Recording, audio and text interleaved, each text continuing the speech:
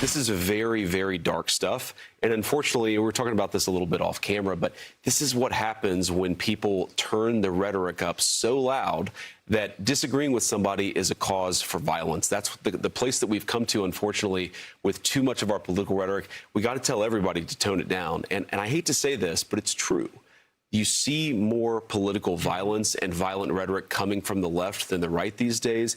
Everybody has a role to cut this stuff out. But I think a lot of my Democratic colleagues in Washington have got to look themselves in the mirror and say, why is so much of this political violence coming from our side of the spectrum? Maybe they can do something different.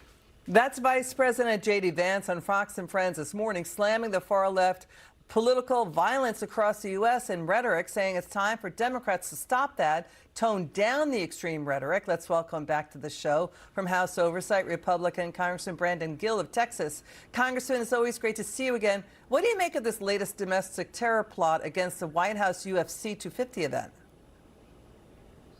Well, I think the vice president is exactly right. We need both sides of the aisle, but particularly the left, to tone down the rhetoric. Listen, I think that we can all agree, or we all ought to be able to agree, that political violence is always wrong. But the reality is, whenever you have Democrats who are labeling Republicans Nazis every single day, calling ICE agents the Gestapo, you eventually expect something like this to happen. Somebody's going to listen to that and believe that they are the next Dietrich Bonhoeffer and act on that, and that's what we're seeing here. So watchdogs have also, as you said, they have been warning, too, that the anti-Trump rhetoric, the violent rhetoric, needs to be dialed back to protect people and keep them safe, bring back civility. Let's get your reaction to Democrats are ratcheting it up. Watch.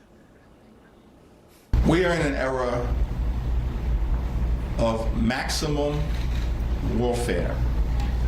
Everywhere, all the time. And of course, our First Lady Melania is here. Look at Melania, so beautiful. Mrs. Trump, you have a glow like an expectant widow. The threat right now in this country to the American people are extreme MAGA Republicans.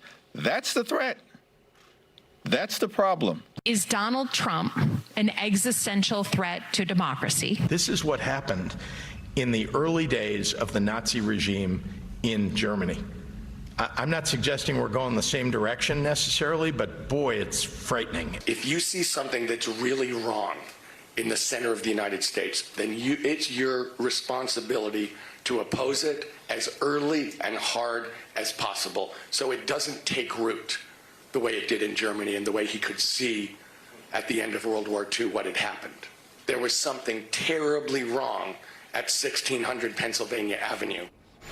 You know, we haven't seen this rhetoric as to the degree it's now at, Congressman. I mean, it's been slowly getting worse and worse and worse, and it really, basically, it looks like it started in and around, you know, it looks like when you look at the trajectory, 2014, it really started to take off, 2015.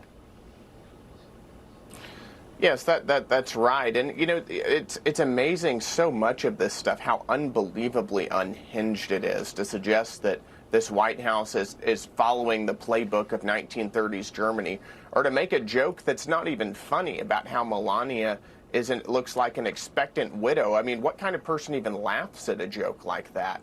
But the reality is that people hear this. And, you know, we saw what happened at the UFC fight match, where you had not just a lone wolf who listened to this rhetoric and decided to act on it. It wasn't just some individual lunatic on his own. It was a coordinated attempt to assassinate multiple sitting congressmen and senators and members of the administration in a way where they were going to drive people out en masse from an event and then have snipers ready to gun them down. Yeah, I mean, that's something. the result. And we need Democrats to recognize that that's what's happening right now. I mean, they've held so many hearings about how people are getting radicalized online. You think they'd be aware and connect the two. Congressman Brandon Gill from House Oversight, good to see you. Now watch this.